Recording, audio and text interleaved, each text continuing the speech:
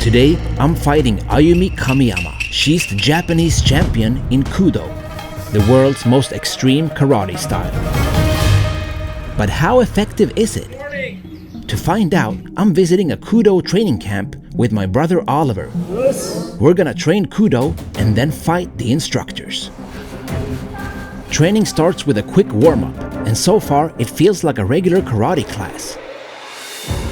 But then we start doing fighting techniques, elbows, knees, and high kicks. This does not feel like traditional karate, because I'm struggling with these combinations. Oh, and by the way, that's Sensei Vilius, one of the world's greatest Kudo fighters. And in just a few moments, he will be facing Oliver to see how Kudo works against a professional MMA fighter. Suddenly, we practice groin kicks, because Kudo allows groin attacks if you're fighting a bigger opponent. I just hope I don't have to experience that when it's time to fight. Lastly, we practice headbutts, knees, and throws against a partner. But that's not all. You can even use the karate uniform as a weapon in itself. And I can't wait to try this against the Japanese champion. What do you think about class? It was very fast-paced. We just arrived here and got thrown into it, and she was counting, so you just have to go with the flow. But that's like the karate style. The techniques were way more like combat sports and not traditional martial arts. We didn't punch from the hip, but from here. Yeah. We threw the uppercuts, knees, and even the headbutts. But it was in a format of traditional martial arts. Yeah. So it's a great mix of the old and the new. I'm excited for this sparring we're gonna do right now. But first, Sensei Vilius has something very important to share with us. We got a small gloves, not bigger as boxing or MMA. The fist is like a real fist in a street fight. This is not a lot of protection. It's for safety for your hand because It's like half an inch. yeah, it's like a winter glove, like, you know. Yeah. This idea of this glove, just not to cut your knuckles in the helmet, because we had holes in the helmet. Oh, this is the helmet? Yeah, this is the original Kudo helmet. Interesting. It looks. still get concussed. Yes, yes. You cannot remove the helmet and smash somebody. No. You can get a warning of that. Unfortunately for me, Kudo also includes ground fighting, because it was founded by a Judo black belt. Luckily, that man was also a karate master, which means I can still use my karate strikes on the ground. But not touching the helmet. You can cut the glass if it's gonna be strong, so that's why we don't use full contact. Can I attack or strike you from the bottom? Yeah, so if I'm standing here, you can punch me, you can kick me, yes. Unlike his older brother, Oliver is a ground fighting expert, and he wants to know what submissions are allowed. Basically, we can do all type of submission with the legs, knee bars, arm bars, triangle chokes. And 30 seconds if you don't get a point or submission, we stand up and start fighting again. Because, you know, in the street, you don't gonna roll for 1 hour or 30 minutes. You must do it quickly. You grab, punch, kick him, choke him out and go. Maybe there can be 2 attackers behind you, and if you start like doing jiu-jitsu with him on the street fight, you're probably gonna get hit from backside. So that's the main idea, is to do it quickly. And with those words, it's finally time to fight. And Oliver wants to go first.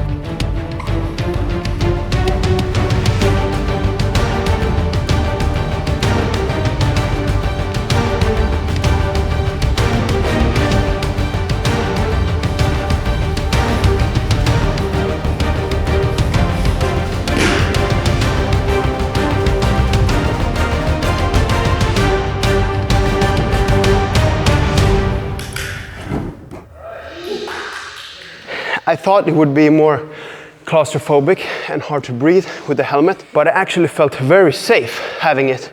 You hit me clear in the head with a head kick, and I felt nothing. I'm like, wow, it's a good product. And then I realized after that head kick, like, wait, I can use my helmet too. So I tried to feint a takedown and headbutt you I see that you got a good technique, a professional technique with takedowns. It's easy to adopt Kudo because we have similar rule sets with the ground and pound and grappling and stuff. If I could choose to do MMA without a helmet and no headbutts, or with a helmet and headbutts, I would definitely. This was way more fun. And so the time has finally come. It's time to see if a karate man can beat a Kudo woman.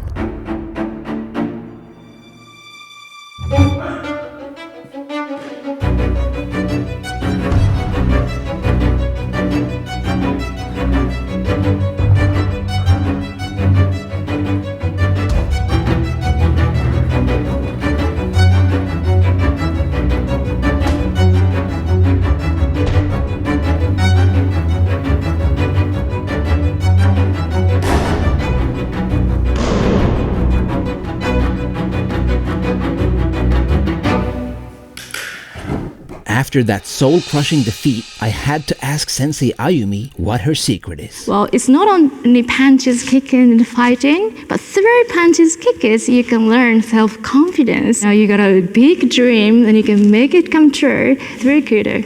So you're using Kudo more as self-development, not just for fighting? I think so, because since it's Budo, that's why we need to do bow before we fight. We have to, appreciate each other when you are fighting and during training as well.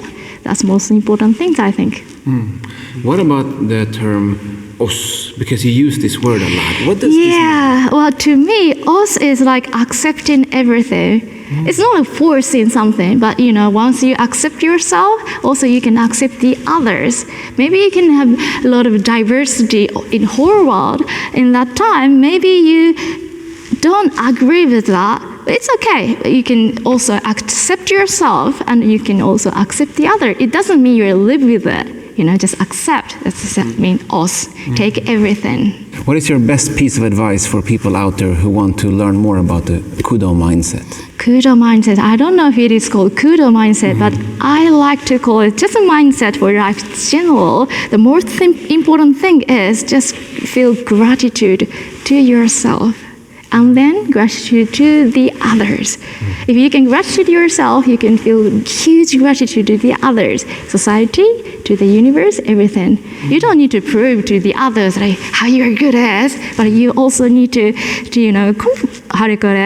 prize yourself. I did well through training. Once you can do it to the others. That's the most important thing. Very wise words. Thank you so much. Thank you so much. And I hope all of you enjoyed this. Yes.